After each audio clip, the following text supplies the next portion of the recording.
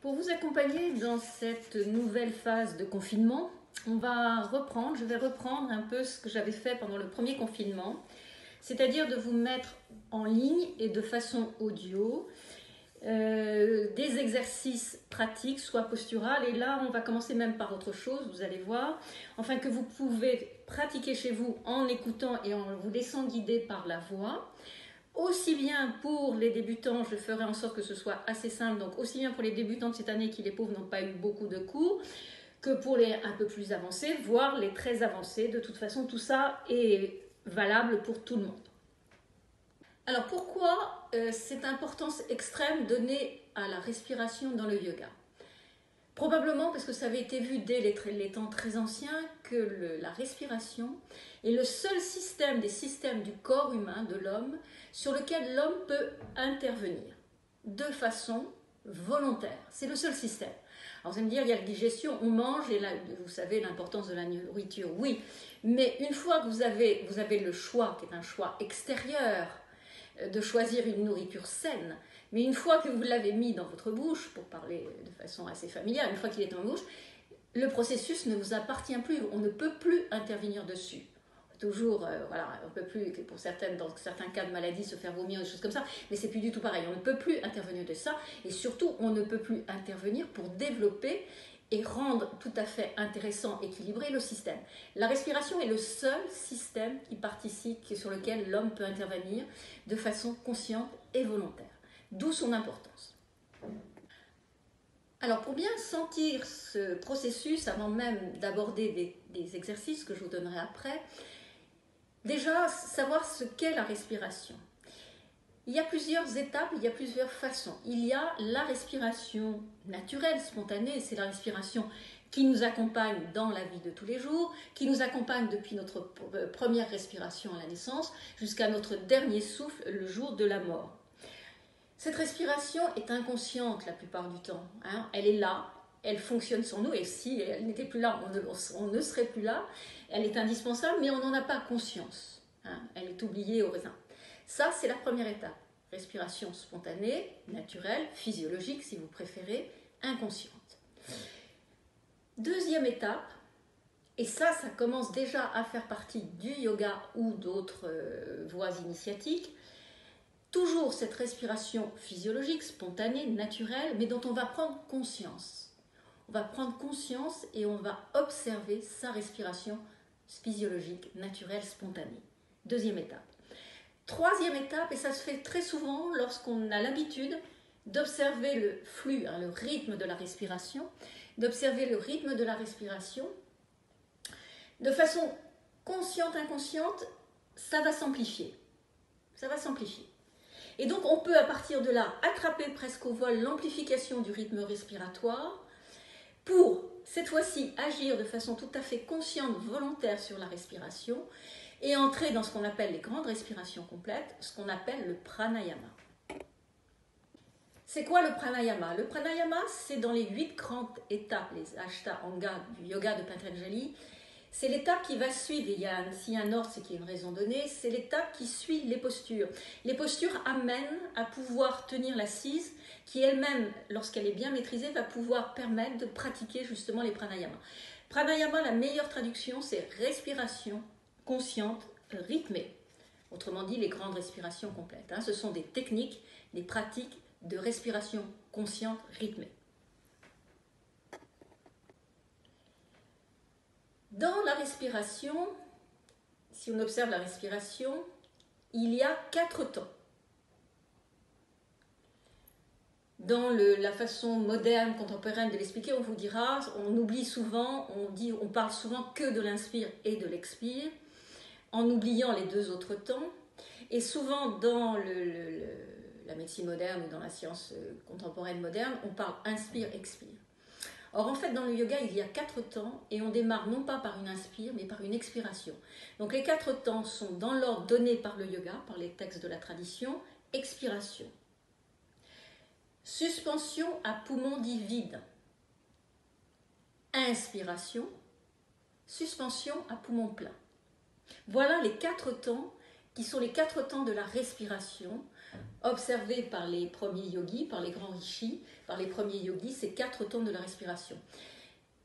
J'en profite pour redire, à qui je l'ai déjà dit, ou pour apprendre à ceux qui ne le savent pas, que tout le yoga, tout le but de la respiration du yoga, c'est bien sûr d'amplifier les 2 temps les plus communément admis, c'est-à-dire inspire-expire, mais non pas pour les amplifier en tant que tels, mais pour pouvoir développer les temps de suspension, autrement dit de façon familière les apnées, les temps de suspension, et particulièrement la suspension à poumon plein, qui va permettre justement de faire souvent ce travail après de grandes techniques respiratoires conscientes rythmées, avec une importance extrême donnée à la suspension poumon plein.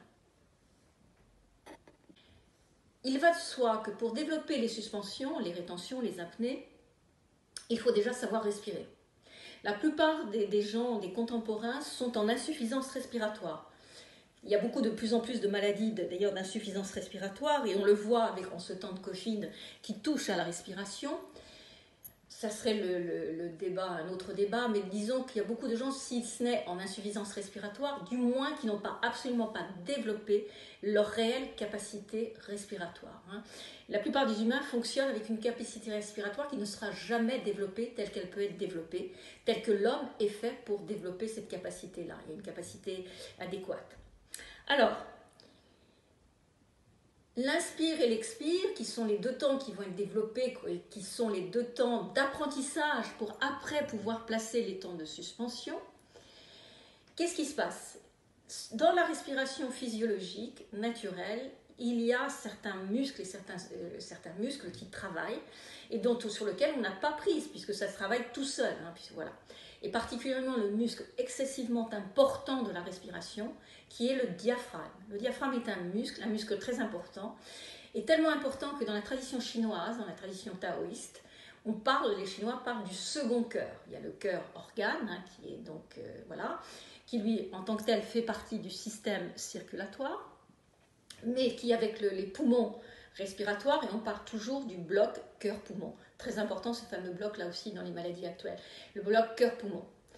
Mais le diaphragme, qui est un muscle sur lequel, dans la vie quotidienne, on n'a pas d'intervention, qui est le muscle principal de la respiration. Qu'est-ce qui se passe? À l'inspire, le diaphragme qui ressemble à une voûte romane, comme une coupole, un peu une coupole byzantine ou une voûte romane. À l'inspire, la cage thoracique va s'écarter et se lever, et le diaphragme va suivre, et à l'expire, c'est le contraire, il y a une contraction, le diaphragme va redescendre, les côtes vont se refermer, c'est une redescente, une refermeture. Donc c'est ça sur lequel, dans un premier temps, on va vraiment pouvoir intervenir, c'est-à-dire travailler toute la cage thoracique, parce qu'il y a derrière, bien sûr, le diaphragme, mais entouré des côtes, des muscles qui tiennent les côtes, il y a tout ce travail. Donc on va intervenir sur la cage thoracique pour développer la respiration. La cage thoracique, on appelle aussi cette partie haute du corps, côtes inférieures, côtes supérieures, jusqu'à la zone du cou, qu'on appelle la ceinture scapulaire. Dans la respiration physiologique, naturelle, spontanée, sur laquelle on n'intervient pas, donc participe bien sûr le diaphragme, participe d'autres choses, et participe plein de petits muscles dont je ne vais pas vous donner la nomenclature, ça serait trop long, puis vous les oublierez aussi vite, c'est pas très intéressant, mais ça se fait tout seul, c'est un travail qui se fait tout seul, on n'intervient pas. Dans les grandes respirations complètes, ces muscles-là, bien sûr, continuent de travailler, puisqu'ils sont la base même du système, si vous voulez, la base même, c'est les pierres de base du système, donc ils vont aussi dans les respirations complètes continuer de travailler. Mais dans les grandes respirations complètes, c'est-à-dire la respiration sur laquelle on intervient de façon consciente et volontaire, il va y avoir l'intervention d'autres muscles qui, eux, n'interviennent pas lors des respirations spontanées. Là aussi, je passe la nomenclature de ces muscles, mais donc c'est sur ces muscles-là, c'est ces muscles-là qui, dans la respiration spontanée, ne travaillent pas, et qui vont travailler dans la respiration complète et qui vont permettre d'augmenter cette capacité respiratoire. Et lorsqu'elle a été travaillée de façon consciente, régulière, par une pratique régulière, la capacité de respiration va augmenter, inspire, expire, puis les suspensions après vont augmenter, et vont repasser. Cette augmentation ne sera pas perdue, en tout cas une partie, si ce n'est la totalité, une partie ne sera pas perdue lorsqu'on sera de nouveau en respiration spontanée. Donc, au bout du compte, le travail conscient volontaire va, pour ce qui est du spontané dans la vie quotidienne inconscient, va l'améliorer, bien sûr. Donc, je vais vous donner un exercice. Avant de donner cet exercice, il y a un autre exercice qui est celui de la vie quotidienne. C'est vraiment, c'est quelque chose qui peut changer la vie chez certains. C'est la première fois où on prend vraiment conscience du rythme, du flux respiratoire, hein, de ce qui nous habite en permanence, de ce qu'il a en permanence. Hein, c'est comme le rythme des marées qui est là, dans l'océan, dans la mer, le rythme des marées est là. S'il n'y a plus de marée, il n'y a plus de mer, il n'y a plus d'océan. Donc ce rythme-là est un rythme qui est continuel de la naissance à la mort. Et le jour où on en prend conscience, où on le sent et on l'observe, sans même intervenir, c'est quelque chose qui peut vraiment changer la donne déjà. Donc le plus souvent possible, ça peut être dans la rue, ça peut être en faisant la queue pour attendre le bus, ça peut être n'importe quel moment, se poser et simplement observer le rythme de la respiration. Ce qui, développé ultérieurement, pourra servir pour les assises et la méditation, bien sûr aussi. Donc on observe. Le plus souvent possible, même sur de courts instants. Hein, on observe et puis on repasse dans le quotidien, dans la forme d'inconscience du quotidien, et on revient. Voilà, ça c'est déjà un exercice. En pratique pour cette semaine, et puis la semaine prochaine je vous donnerai de la pratique posturale, je vais vous expliquer ce qu'on appelle Ma Pranayama. Ma Pranayama, Ma c'est le grand, hein, le Gandhi, on l'appelait le Mahatma Gandhi, la grande âme, Ma c'est grand. Pranayama, respiration consciente rythmée, donc c'est par excellence le grand pranayama, la grande respiration complète. Alors vous la travaillez en début de cours et je vous renvoie aux premières figurines qui sont sur le site où il y a les débuts de cours et donc ce qu'on a fait en début de cours. Mais là, je vais vous le réexpliquer pour le travailler en tant que tel et pour pouvoir le travailler tout seul. On peut tout à fait tout seul prendre un moment, 10 minutes, ne serait-ce que 10 minutes, voire même 5 minutes, s'installer et le travailler. Alors on peut le travailler de deux manières. Soit en se plaçant en assise, en s'asseyant, alors en ayant le dos bien droit, il ne faut pas avoir le dos soutenu, mais on peut être par terre, assis en tailleur, assis comme on veut, ou sur une chaise, mais tenez-vous avec un dos redressé et pas affaissé, hein, puisque tout ce qui affaisse ferme la respiration et empêche son déploiement.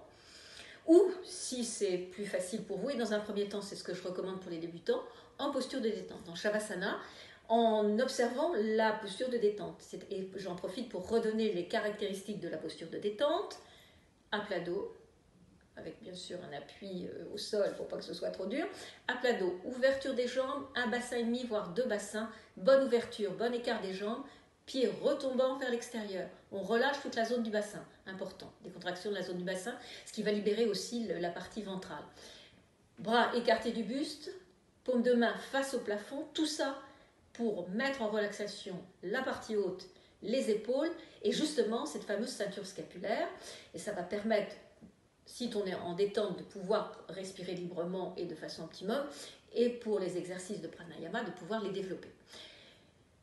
Légère rétroversion de bassin, hein, on essaye d'atténuer le creux lombaire en ramenant le pubis vers le nombril. Le ventre tout à fait souple, les cuisses décontractées, et de l'autre côté, étirement maximum de la nuque, menton ramené près de la gorge. Maya Pranayama, c'est la grande respiration complète, c'est le travail conscient volontaire des 3 étages de la respiration. L'étage abdominal, hein, la respiration ventrale, c'est celle qui nous est donnée à la naissance. Hein, lorsqu'on arrive sur cette planète, on va commencer par cette respiration ventrale. Elle est donnée, et elle est donnée également au règne animal. Hein, on le partage, cette respiration ventrale, on la partage avec le règne animal. Deuxième étage, c'est l'étage des côtes inférieures. La respiration des côtes inférieures, c'est là où on met les mains lorsqu'on qu'on se tient les côtes et qu'on met les mains, vous savez, dans les débuts de cours, qu'on se met les mains avec le pouce dans le dos, c'est là. Alors ça, on peut observer aussi pour si on a besoin de se reconnecter. Cet étage est l'étage spécifiquement de la respiration spécifiquement humaine, qui nous est donné en tant qu'être humain. Et puis, dernier étage de la respiration costale haute, dite claviculaire haute, c'est au-dessus de la poitrine, c'est vers la région des clavicules. Hein. La poitrine appartenant entre les deux, respiration basse, costale basse et costale haute. Mais là, c'est la respiration vraiment au-dessus de la poitrine. Les côtes supérieures, les clavicules, qu'on appelle respiration claviculaire. C'est cette respiration c'est la seule qui permette d'aller ouvrir les dernières alvéoles pulmonaires, c'est-à-dire de déployer le champ entier des alvéoles pulmonaires, qui ne sont, chez la plupart des individus, de leur vie durant, jamais déployés. Donc la respiration ventrale donnée à la naissance, partagée avec le règne animal.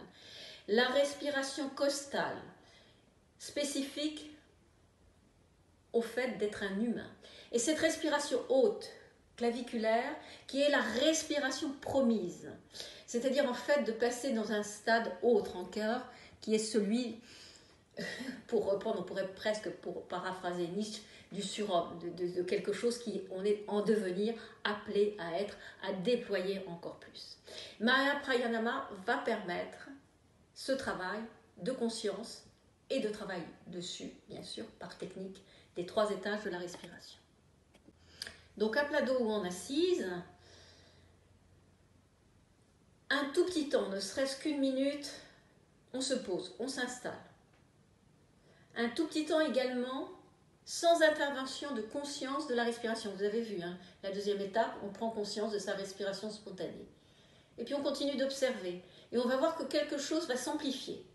Et quand on sent qu'on amplifie la respiration, là, on va passer dans ce travail de respiration complète. Comment? On observe le départ d'une inspiration. Tout de suite, on absorbe le ventre. Et on va laisser monter l'air. C'est-à-dire, en fait, laisser, c'est une image. On va, en fait, à ce moment-là, laisser monter et s'écarter les côtes, la cage thoracique. Hein.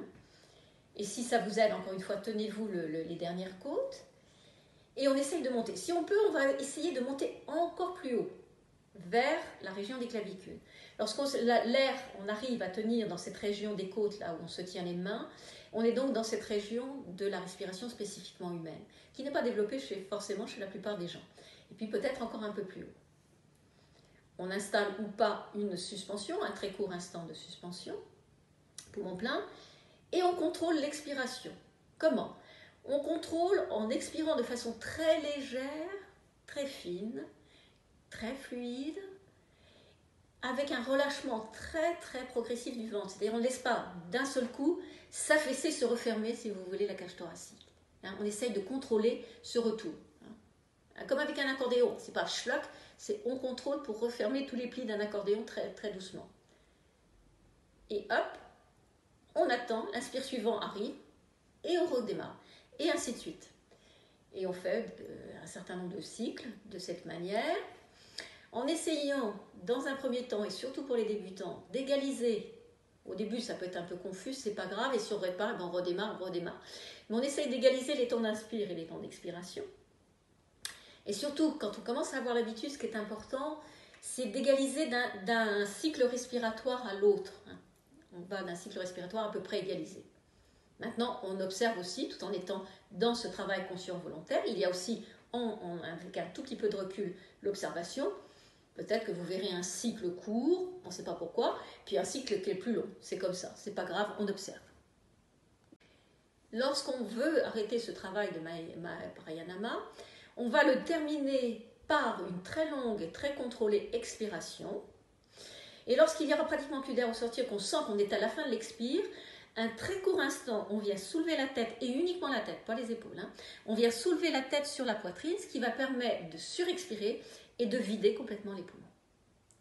À ce moment-là, on repose la tête au sol, et on reste au moins encore, ne serait-ce que quelques secondes, en observant de nouveau la respiration spontanée, mais en essayant de situer cette conscience de la respiration spontanée dans la région du cœur.